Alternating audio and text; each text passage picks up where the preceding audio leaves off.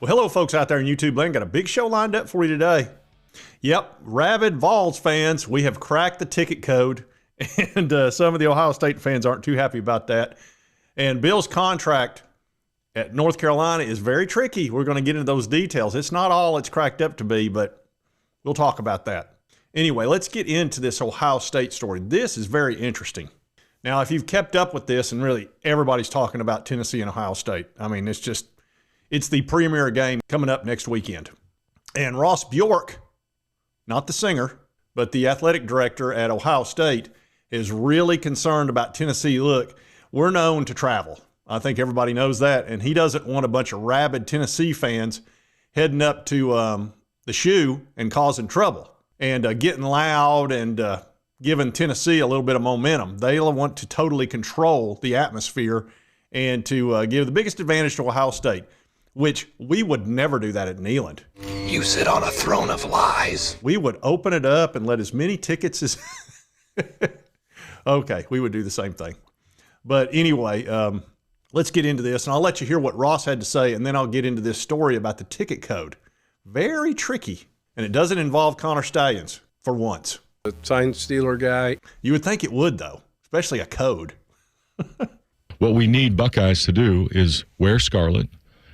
Don't sell your tickets, because Tennessee fans they're rabid fans. They're going to try to invade the shoe. Pretty close. So let's make sure we don't have as much orange in there as people think. And so I think it's just going to be an awesome atmosphere. Yeah, so he doesn't want our fans getting in there, infiltrating. But he also says something that was interesting. I think you want to hear about the college football playoff making changes, which are clearly coming. Big Ten got 4 teams in. Mm-hmm. SEC got 3. I know you have conversations with Tony Petitti, the commissioner. I know he's talked a lot with Sankey, and we've tried to outline what this looks like, and this is probably the preliminary stages of this playoff and how it evolves. Yeah. Happy with the results, changes in the future? Where do you kind of see this going? You know, here's what I'll say right now, because we're in it, and we want to win, obviously. So I do think there has to be some changes, and I do think that the pressure points that maybe we thought would come up have come up. And so I think in the offseason, we need to look at those pressure points. You know, I think the 4 highest-ranked conference champions getting a bye, what does that look like, right? Those are the kind of things that I think, because it's really not a true seeding, right? We were ranked 6th, but we're the 8th seed, right? So those are the kind of things that I think we have to look at. There will be changes. Whether we can do those for next year, because this is really a 2-year format, this year and next year. The new format and the new TV contract kicks in for the fall of 26, the 2026 season. So I don't know if we can make all the changes for next year, but I know by fall of 26, there has to be changes, right? And maybe you'll see an expansion. Do we go to 14? Do we go to 16? Yeah, I've been telling you, they're going to have to add more games. He mentioned the revenue sharing. That's what it's all about. We're going to talk a little bit about that, too. I'm going to show you some charts that make it very easy and simple to understand of why they need more money. And if you go from 12 teams to 16, you're adding 4 more ball games at least, because if you go top 8 versus bottom 8 and you let them have home field advantage, you get a lot more ball games in this 12th deal with 4 byes. And you noticed he mentioned the byes. Tennessee's the team that got creaked the worst, because we were at number 7 ranking. We got pushed to 9th, which meant we didn't get home field advantage, which that really hurt us.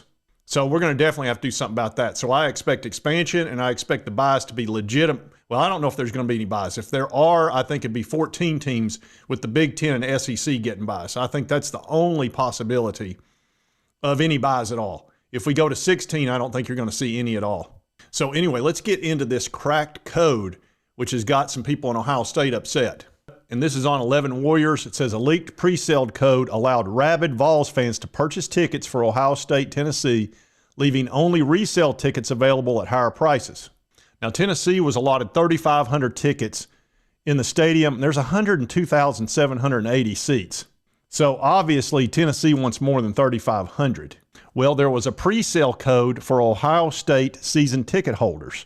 And they say it's unclear how the pre-sale code landed in the hands of Tennessee fans, but regardless, it wasn't uncrackable. It was...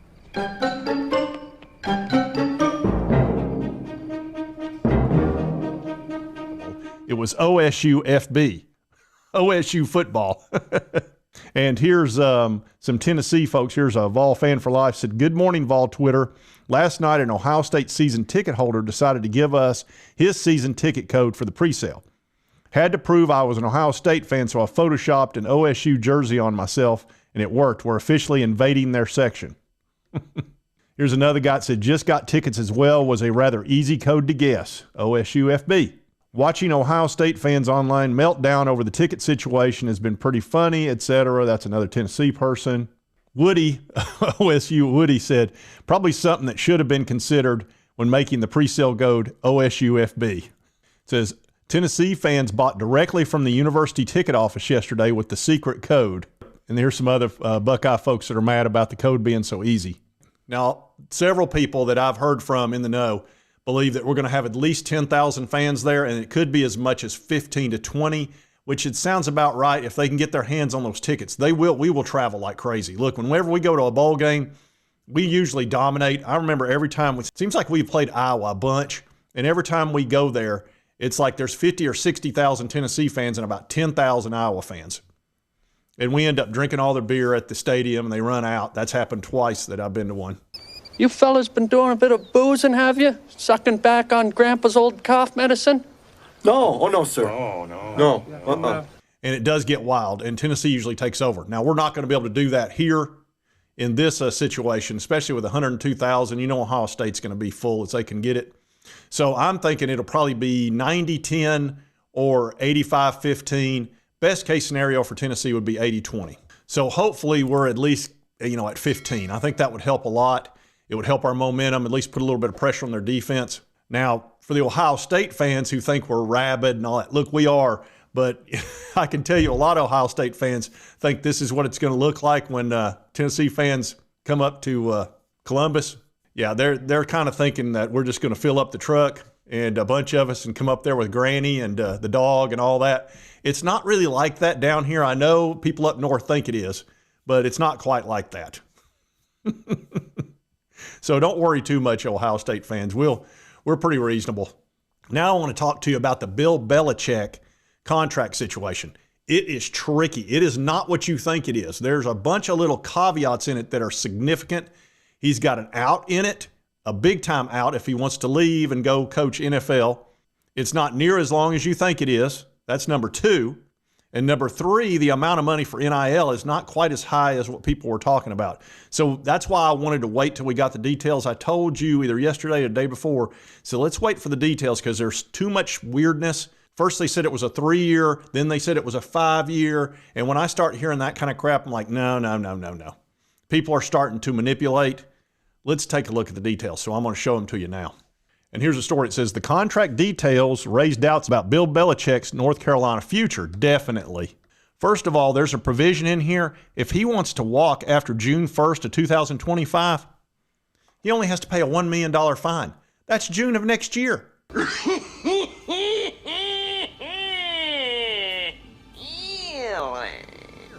He can just pay $1 million. He'll have already received way more than that by the time we get to that point. And he can go coach in NFL if he wants to. This is surprising to me. I would have thought they would at least tied that up for at least a season.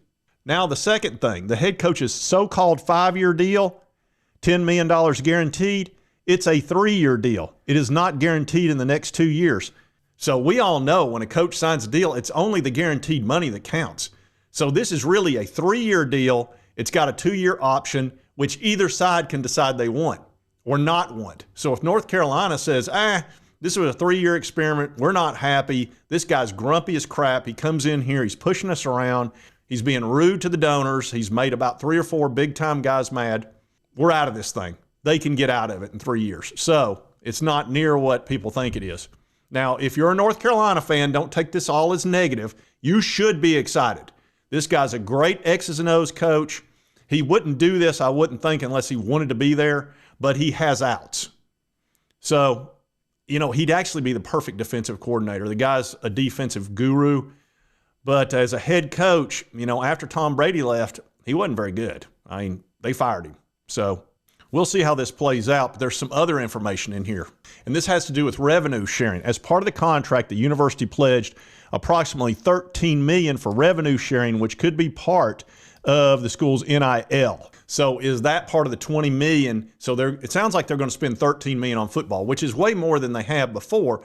But you're going to have to do that if you want to compete, because remember, there's a settlement coming through with the NCAA. It's probably going to hit next year.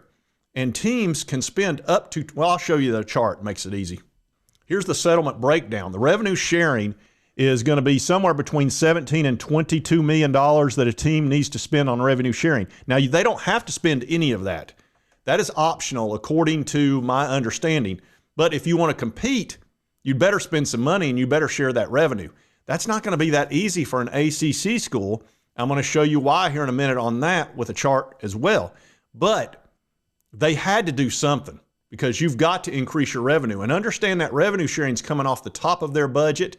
It's not some add-on that you bring in from somewhere. You've got to make some cuts and you've got to drive your revenue. A big part of that's this playoff. I'll show you that. And then also the money they get from the ACC. But it's going to get tricky. Now, they also have to add scholarships. Instead of 85 scholarships, it's 105. That's going to cost another $10 million. That's all part of this settlement deal. And here's why I'm telling you they've got to expand the playoff, because this is how much money you get per conference. This is every team in a conference because of the college football playoff. And the ACC is getting 13.7, whereas the Big Ten and the SEC, they're getting about $10 million more than the ACC and the Big 12. Well, when you add that all up, you can see the Big Ten and the SEC, they're getting about $25 million more per season than the ACC or the Big 12. So you're $25 million behind the 8 ball if you're in the ACC. And whoops, wait a minute. There's a 13-year extension involved with the ACC contract. That's why FSU is so desperate to try to get out of that conference. You're stuck for 13 years. The SEC is getting ready to redo their contract in a few years. Big Ten's already done theirs. And there's lengths of time that are not that long for those two conferences. So they've already got a $25 million advantage. It's probably going to go to 35 or 40 over the next 13 years, maybe 50. So if you're in the ACC, it's going to get tricky.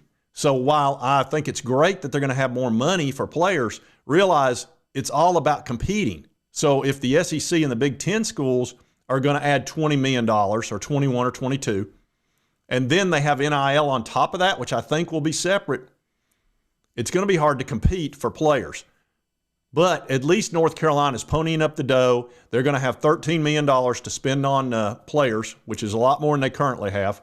You've brought in a big-time coach, and he'll have 3 years to get this thing squared away to where you can decide if you want to keep him or not. He's going to be 75 at that point. So I don't know. This is a really odd situation. There's a lot of people that are very surprised by this. The fact he has an out to go to the NFL if he wants to, although I don't think anybody's going to hire him there. I think you give this thing 3 years, see how it works out. If it works out great, you're golden. If it doesn't, you're not stuck. The glass is half full. If you're a North Carolina fan and you're pumped and you're excited, you got 3 years to find out if this is going to work out. So there's no reason not to be excited. If you're somebody that's very skeptical at North Carolina, you're like, this is just not a good idea. Let's say you're a big donor. You already don't like the guy. You know he's going to be rude to you. And he's probably not going to care about the basketball at all, and he's going to try to siphon all the funds into football. It may not last that long. 3 years is the max, maybe, in your mind. So don't let it upset you too much. It's going to play out one way or the other. So anyway, I did want to get into the details of that because I had a feeling there was some things in there that would be a little different than what had been talked about. And biggest thing was the length of the contract is really only 3 years. He can get out for $1 million, which is nothing to him. And then the other thing is it's $13 million in NIL, money spent, revenue sharing, et cetera. So that's a little bit more clear. And we still don't know if there's additional monies coming in from donors or whatever. And there may very well be. So anyway, I thought that was extremely interesting and I wanted those details. If you like this content, be sure to hit that like button. Let's continue to cover all these big college sports stories. If you've not subscribed, hit this little button right here. It will not cost you a dime. It'll help you get my videos. Pretty good deal. It's free. And right over here is most recent video. YouTube thinks you'll enjoy based on your viewing history. Something to do with the algorithm. You know I fight with the algorithm all the time.